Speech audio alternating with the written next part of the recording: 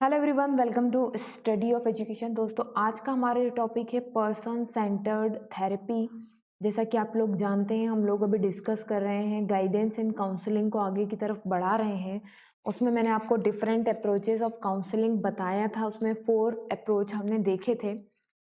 उन्हीं में से एक अप्रोच जो कि है ह्यूमनिस्टिक अप्रोच, ठीक है।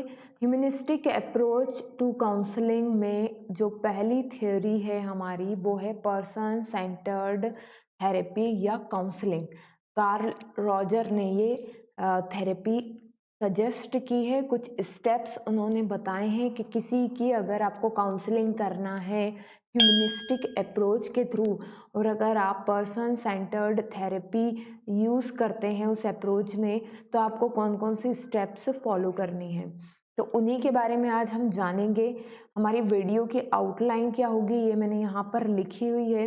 बेसिक कॉन्सेप्ट देखेंगे ह्यूमनिस्टिक साइकोलॉजी के, एंड फिर पीसीटी मतलब कि पर्सन सेंटर्ड थेरेपी या फिर काउंसलिंग क्या है उसके बारे में जानेंगे। इसकी बेसिक फिलोसॉफी क्या है, गोल्स क्यों की जाती है, ये मेथड्स कौन सी यूज होती है पीसीटी के अंतर्गत, और जो कार्ल रॉजर ने 6 फैक्टर हाइपोथेसिस दी है किसी पर्सन की थेरेपी करने के लिए, वो क्या है वो जानेंगे। तो दोस्तों, शुरुआत करते हैं अपने वीडियो की।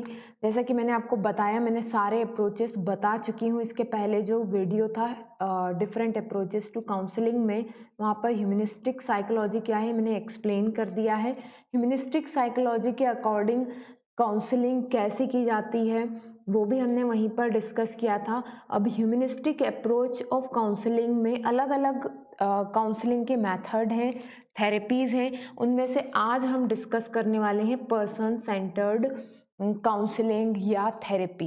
ये क्लियर है कि पर्सन सेंटर्ड काउंसलिंग या थेरेपी किसके अंतर्गत आती है, ह्यूमनिस्टिक अप्रोच ऑफ काउंसलिंग के अंतर्गत आती है। थोड़ा सा मैं आपको बता दूं, ह्यूमनिस्टिक साइकोलॉजी क्या कहती है कि all humans are basically very good and capable of, उनके पास बहुत सारा पोटेंशियल होता है टू डू एवरीथिंग, ठीक है। और सभी तरीके के एलिमेंट होते हैं किसी एक पर्सन में, मतलब कि वो इंटेलेक्चुअल भी होता है, वो आर्टिस्टिक भी होता है, ठीक है, उसमें इमोशंस भी होते हैं। मतलब सारी चीज़ें आपके पास from the time of birth present है। बस ये है कि समय के साथ साथ आप अपनी कुछ चीज़ों को पहचानते हैं और कुछ को भूलते चले जाते हैं। मतलब अपनी कुछ क्षमताओं को आप नज़र में रखते हैं और कुछ धूमिल होती चली जाती है, कुछ पीछे छूटती चली जाती हैं, ठीक है। ये बेसिकली ह्यूमनिस्टिक साइकोलॉजी का ये बेसिक कॉन्सेप्ट है। अब इसको लेकर के काउंसलिंग कैसे की जाती है ये देखें ज़रा। तो देखिए दोस्तों, चलिए दोस्तों, तो आपको पर्सन सेंटर्ड काउंसलिंग समझाने से पहले इसका यूज़ कहाँ है, कैसे सिचुएशन में ये काउंसलिंग या थेरेपी की जाती है, उसके लिए मैं आपको 2 एग्जांपल देना चाहूँगी। फर्स्ट एग्जांपल है, सपोज कोई लड़का है या लड़की है, वो ये समझती है कि ही और शी इज़ वेरी बोरिंग, बहुत बोरिंग पर्सनालिटी है, बट एक्चुअली में ऐसा है नहीं, लोग उनकी कंपनी को पसंद करते हैं, ठीक है। तो मैं बहुत बोरिंग हूँ या कोई पर्सन बहुत बोरिंग है, उसने अपने बारे में ये सोच लिया, तो ये उसका क्या है, सेल्फ कॉन्सेप्ट उसने अपने बारे में बना लिया है, ठीक है। जैसा आपका सेल्फ कॉन्सेप्ट होगा वैसा ही आपका सेल्फ स्टीम होगा। सेल्फ स्टीम मतलब कि आत्मसम्मान आपका, ठीक है। तो सेल्फ कॉन्सेप्ट कम कर लिया, मतलब अपने अपने लिए ही अपने विचारों को नेगेटिव बना लिया आपने, तो आपका जो कॉन्फिडेंस है वो भी कम हो जाएगा, ठीक है। और अगर आपका सेल्फ कॉन्सेप्ट, आप अपने बारे में अच्छा समझते हैं, अच्छा आपने सोच रखा है, अपने खुद के बारे में आपके अच्छे विचार हैं, तो आपका कॉन्फिडेंस, आपका सेल्फ स्टीम भी उतना ही ज़्यादा हाई होगा, ठीक है। तो low self concept is equal to low self esteem, ठीक है। अपने बारे में नेगेटिव विचार तो आपका कॉन्फिडेंस भी कम, और अपने बारे में अच्छे विचार तो आपका कॉन्फिडेंस भी ज़्यादा। अब कुछ लोग जो अपना सेल्फ कॉन्सेप्ट नेगेटिव बना लेते हैं, उन्हें अपनी लाइफ में बहुत ज़्यादा प्रॉब्लम्स को फेस करना पड़ता है, और यही नेगेटिव विचार हटाने का काम कौन करता है, एक काउंसलर करता है किस थेरेपी के थ्रू, पर्सन सेंटर्ड थेरेपी या काउंसलिंग के थ्रू। समझ पा रहे हैं आप मेरी बात को? तो ये सेल्फ के बारे में बात हो गई। इसके बाद बात होती है कि हम अपने बारे में कुछ सोचते हैं और हमारी सोसाइटी हमारे लिए कुछ और सोच रही है, सोसाइटी या हमारी फैमिली। ठीक है, तो वहां पर कॉन्सेप्ट आ जाता है आइडियल सेल्फ और रियल सेल्फ का।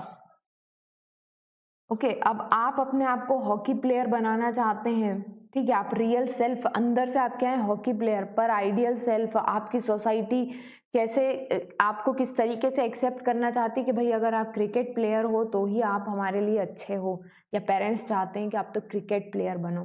तो अब ये रियल सेल्फ अंदर से कुछ है, बाहर के लोग कुछ और चाह रहे हैं, तो इस कश्मकश में इंसान फिर से पड़ गया और ना हॉकी प्लेयर अच्छे से बन पा रहा है, ना क्रिकेट प्लेयर अच्छे से बन पा रहा है। तो क्या हुआ, अगेन आप हैं कुछ और सोसाइटी को कुछ और सर्व करना है आपको, तो क्या हुआ, आपके अंदर कॉन्फ्लिक्ट आ गया। आप बहुत सारी प्रॉब्लम्स को फेस कर रहे हैं, अंदरूनी इमोशनल प्रॉब्लम, कि आपको कोई समझ नहीं रहा है, ठीक है, आपके एम्स को कोई कंसीडर नहीं कर रहा है, आप जो चाह रहे हैं उसके बारे में कोई नहीं सोच रहा है। तो अगेन यहाँ पर फिर पर्सन सेंटर्ड काउंसलिंग या थेरेपी की जाती है, ताकि आप अपने आप को ज़्यादा इम्पोर्टेंस दे, सेल्फ एक्चुअलाइजेशन की तरफ आपको लेकर के जाया जाता है। क्यों? क्योंकि ऐसे इंसान जिनके ऊपर बाहर से अलग प्रेशर है, अंदर का अलग प्रेशर है, तो वो क्या होता है, वो लाइफ में अपने एम्स को खो देते हैं, उन्हें जीने की इच्छा नहीं है, मैं अब कुछ करना नहीं चाहता या चाहती, ऐसी चीज़ें उनके दिमाग में आती हैं। तो इन दो सिचुएशन जो मैंने आपको बताई, एक खुद को लेकर और एक दुनिया के प्रेशर में, इस तरीके की सिचुएशन में जो है पर्सन सेंटर्ड काउंसलिंग या थेरेपी की जाती है। Hope it is clear to you now. अब हम चलते हैं जो हमारा थ्योरी सेक्शन है उसमें चलते हैं, ठीक है। तो ह्यूमनिस्टिक अप्रोच ऑफ काउंसलिंग और ह्यूमनिस्टिक थेरेपी हेल्प, किस चीज़ में हेल्प करती है? ये help in individual to access and understand their feelings को समझने में, gain a sense of meaning in life, भाई लाइफ का जो मीनिंग है वो समझें आप, and reach to the self actualization, ठीक है।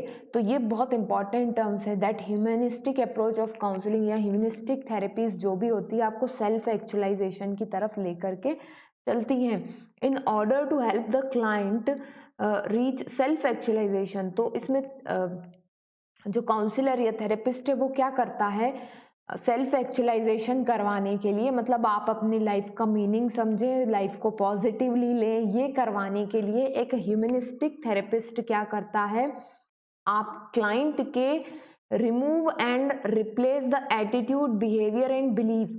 जो क्लाइंट है उसका जो एटीट्यूड, बिहेवियर, जो बिलीफ है अपने खुद के बारे में, है ना, उनको नेगेटिव चीजों को हटाता है और उसकी जगह क्या देता है, पॉजिटिव चीजों को देता है। And integrate the various component of their unique personality so that each individual is more self aware, mature and authentic.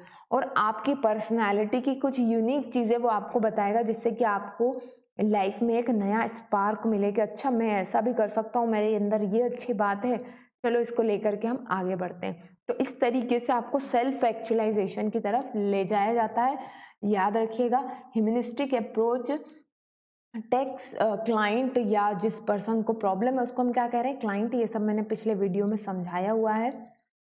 तो उसको किस तरफ लेकर के जाता है, सेल्फ एक्चुअलाइजेशन की तरफ लेकर के जाता है, ठीक है। नाउ आगे बढ़े हम। अब बात आ गई हमारी पर्सन सेंटर्ड थेरेपी, पीसीटी। क्या है ये? It is a humanistic approach and a non directive form of talk therapy. Non directive, directive, non directive form of talk मतलब कि कौन सा, जिसमें क्लाइंट जो है ज्यादा डोमिनेंट होता है। डोमिनेंट मतलब कि जो काउंसलर है वो जो क्लाइंट है उसको ज्यादा बोलने का मौका देता है, ताकि वो उसकी फीलिंग्स को समझ सके। तो non directive form of talk develop by humanistic psychologist Carl Roger in during the 1940 and 1950। अब मैं आपको एक बात बताऊं, कार्ल रॉजर ने जो ये थेरेपी डेवलप करी है, ये सिर्फ एक बार में नहीं होगी, इसके ऊपर कई बार करे। अप्रोक्सीमेट 4 स्टेजेस मानी जाती है जिसमें ये थेरेपी बन करके डेवलप हुई है। ठीक है, that is not a point of concern to us, हमें कुछ की टर्म्स पे ध्यान रखना है, हम उसको ध्यान रखेंगे। ठीक है, now person centred therapy is also known as a person centred psychotherapy, person centred counselling, client centred therapy और रोजरियन साइकोथेरेपी। तो ये इसके अदर नाम हो सकते हैं। And client-centered therapy is the therapy which provides supportive environment in which client can re-establish their true identity। तो ये एक important part है। Client-centered therapy मतलब client के ऊपर पूरा focus है, भाई आप क्या चाहते हो, आपका कैसा nature है, आप आपकी अपनी लाइफ से क्या expectations हैं, तो ये सब समझने के लिए एक supportive environment देता है काउंसलर अपने क्लाइंट को, ताकि वो अपनी असली आइडेंटिटी को अच्छे से पहचान पाए ना।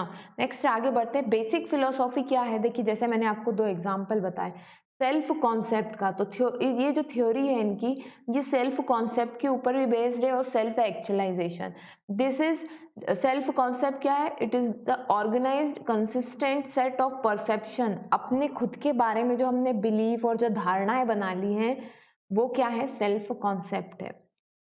ठीक है, जैसे कि मैंने आपको एग्जांपल में बताया, a person might be very interesting to other and yet consider himself boring. तो अपने आप को आप इंटरेस्टिंग है पर आपने अपने आप को क्या समझ लिया, बोरिंग समझ लिया। तो आपने आपका सेल्फ कॉन्सेप्ट किस तरीके का बना दिया, अरे मैं तो बहुत बोरिंग हूँ, मुझसे कोई बात करना पसंद नहीं करेगा, कोई एक्साइटमेंट मुझ में नहीं है। ठीक है, तो ही जज and evaluate this image he has of himself as a bore and this valuing will be reflected in the self esteem। और जो भी धारणा आपने अपने बारे में बनाई है उससे आपका कॉन्फिडेंस बहुत ज़्यादा अफेक्टेड रहेगा, तो आपकी सेल्फ स्टीम में वो नज़र आएगा। जैसे मैंने बताया था सेल्फ कॉन्सेप्ट ज़्यादा है तो सेल्फ स्टीम भी ज़्यादा होगी। ठीक है, चलिए आगे बढ़ते हैं।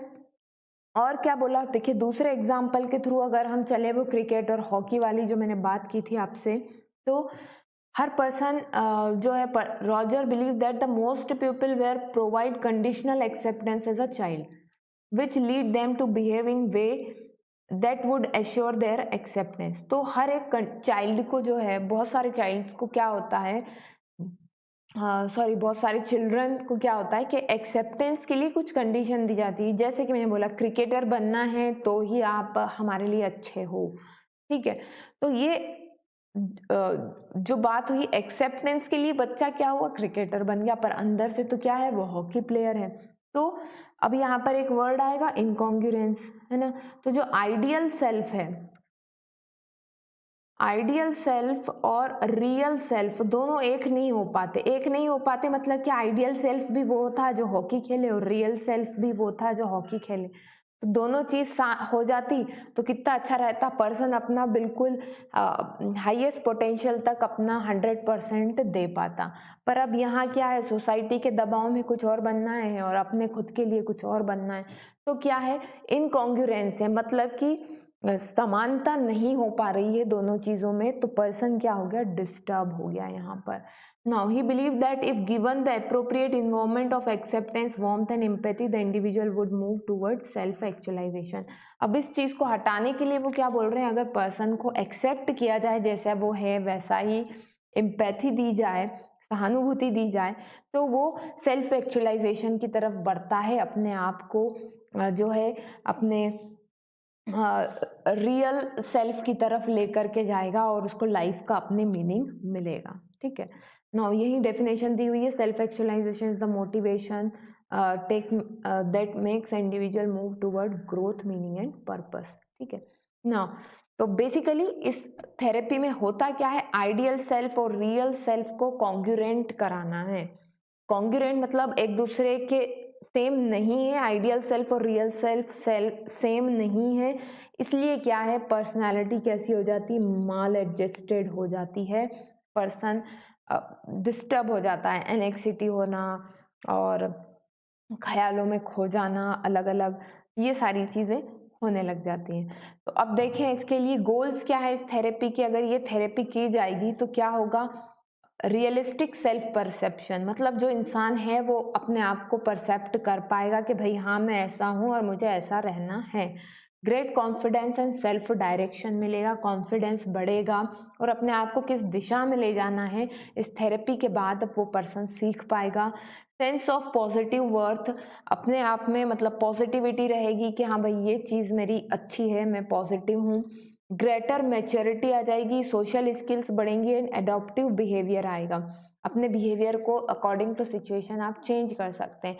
बेटर स्ट्रेस कोपिंग, स्ट्रेस अगर होता है तो आप उससे लड़ सकते हैं, ठीक है ना। More fully functioning in all aspect of their life, और जो अलग अलग एस्पेक्ट होते हैं लाइफ के, अलग अलग क्षेत्र हैं, उसमें आप ज़्यादा कार्य करने लगेंगे या ज़्यादा क्षमता वाले हो जाएंगे। अगर अगर कोई पर्सन इस तरीके से डिस्टर्ब है और उसकी थेरेपी की जाती है तो ये चीज़ें उसमें डेवलप कर दी जाएंगी इस थेरेपी की हेल्प से ना। Next method that promote counsellor client relationship include, तो कौन सी मेथड, भाई आप जाकर के अपनी प्रॉब्लम एज सच तो बता नहीं देंगे किसी को, तो रिलेशन बनाना पड़ेगा काउंसलर को क्लाइंट से। तो उसके लिए क्या क्या वो मेथड यूज करता है, that is the active passive listening, बार बार सुनेगा, कभी एक्टिवली कभी passively. Reflect thoughts and feeling, reflection करना मतलब जो भी वो बोल रहा है उस पर कुछ बताना कि अच्छा ये ऐसा भी हो सकता है, ऐसी फीलिंग आई तो क्यों आई। क्लैरिफिकेशन देना किसी चीज पर, सॉरी, क्लैरिफिकेशन एंड समराइजिंग, जो भी वो बातें कर रहा है उसको समराइज कर देना कि अच्छा आप क्या ऐसा बोलना चाह रहे हैं। कन्फ्रंटेशन ऑफ कॉन्ट्राडिक्शन, कॉन्ट्राडिक्शन मतलब जो मतभेद है उससे आमना सामना करवाना। Okay, now general and open lead that help client self exploration, और उसे बोलते रहने देना, मतलब कि भाई क्या आप बताइए आपके क्या विचार हैं किसी चीज के बारे में। सेल्फ एक्सप्लोरेशन, अपने बारे में क्या जानते हो, क्या समझते हो, आप क्या चाहते थे, कैसा चाहते थे, वो सारी चीजें, ठीक है। नाउ नेक्स्ट है, जैसे कि मैंने बताया था 6 factor hypothesis necessary for growth. अगर आप किसी इंसान की आपको ये थेरेपी करनी है तो उसके 6 स्टेप हैं। कार्ल रॉजर ने बताया कि ये 6 स्टेप होती है जब कोई काउंसलर किसी क्लाइंट की थेरेपी करता है। तो सबसे पहली स्टेप है थेरेपिस्ट क्लाइंट साइकोलॉजिकल कांटेक्ट। तो दोनों साइकोलॉजिकल कांटेक्ट में आते हैं, मतलब कि विचारों का आदान प्रदान, उनमें रिलेशन बनता है विचारों के आदान प्रदान से, है ना। कोई क्लाइंट आपकी मनोस्थिति को समझने लगता है, ठीक। फिर क्या होता है, क्लाइंट इनकॉन्ग्रुएंस एंड वल्नरेबिलिटी, मतलब क्या हुआ, फिर जो काउंसलर है वो आपको ये समझाएगा कि भाई देखिए आप जो सोच रहे हैं और जो एक्चुअल सिचुएशन है उसमें ये डिफरेंस है ना। Discrepancy between the client's self-image and actual experience leave him vulnerable to fears and anxieties. The client is often unaware of the incongruence. तो जो एक्चुअल सिचुएशन है और आपने जो सिचुएशन समझ रखी है उसमें बहुत डिफरेंस है, जिसके कारण जो है किसी क्लाइंट को या प्रॉब्लम होती है, तो वो बताना कि भाई देखिए ये चीज अलग है और आप जो सोच रहे हैं वो चीज अलग है।